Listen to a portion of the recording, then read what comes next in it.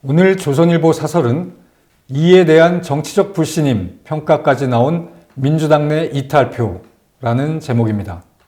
더불어민주당 이재명 대표 체포 동의안이 27일 국회에서 부결돼 이 대표는 체포를 면하게 됐습니다. 하지만 이날 민주당 169명 중 최소 31명이 이 대표 체포에 찬성, 기권 또는 무효표를 던진 것으로 보입니다. 민주당 내에서는 이 대표에 대한 정치적 불신임이다 라는 말도 나온다고 합니다. 이 대표는 대장동 민간업자에 7,800억 원대 특혜를 몰아주고 성남시에 4,800억 원대 손해를 끼쳤다는 혐의를 받고 있습니다. 개인적으로 428억 원을 약속받았다는 진술도 나와 있습니다. 기업들에서 성남FC 후원금 133억 원을 받는 대가로 토지 용도 변경, 용적률 상향 등 막대한 이익을 제공한 혐의도 있습니다.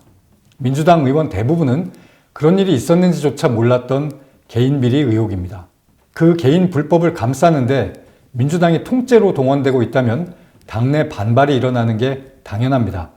이 대표는 이날도 윤석열 정부의 사법사냥이라고 했습니다. 하지만 대장동 수사는 문재인 정권이 시작했습니다. 문 정권이 수사를 하지 않을 수 없을 정도로 내용이 심각했던 것입니다. 이 대표가 대선에서 패한 가장 큰 이유도 대장동 비리 때문입니다. 이 상황에서 이 대표가 정치를 계속할 뜻이라면 불체포 특권에 의존하지 말고 당당하게 수사에 응해야 했습니다. 그래야만 본인과 민주당 모두에게 희망이 있었습니다. 하지만 정반대로 불체포 특권 뒤에 숨는 길을 택했습니다. 민주당 지도부는 열성 지지층만 쳐다보면서 지난 1년 가까이 이 대표 방탄에만 열중했습니다. 체포 동의안 부결로 이 대표에 대한 구속영장은 자동으로 기각됐습니다. 그러나 앞으로 백현동, 쌍방울 사건 등으로 추가 영장이 청구될 가능성이 높습니다. 체포 동의안을 전부 부결시켜도 결국 법정에 나가 재판을 받아야 합니다. 이렇게 많은 불법 혐의로 재판을 받으면서 당무 집행을 할 수 있겠냐는 목소리도 적지 않습니다. 하지만 이 대표는 당대표직을 내려놓지 않겠다고 합니다. 당 차원의 방탄 없이는 버틸 수 없기 때문일 것입니다. 민주당은 이날 체포동의안이 부결되자 의원총회를 열고 김건희 여사 특검 등을 추진키로 했습니다. 문재인 정권 당시 샅샅이 파헤치고도 증거를 찾지 못한 사건입니다.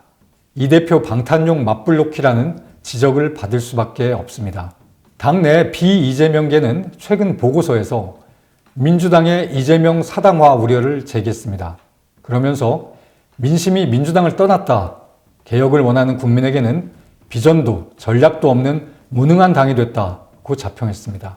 민주당은 68년의 역사를 가진 당입니다. 3번이나 집권했습니다. 지금은 압도적 국회 다수당입니다.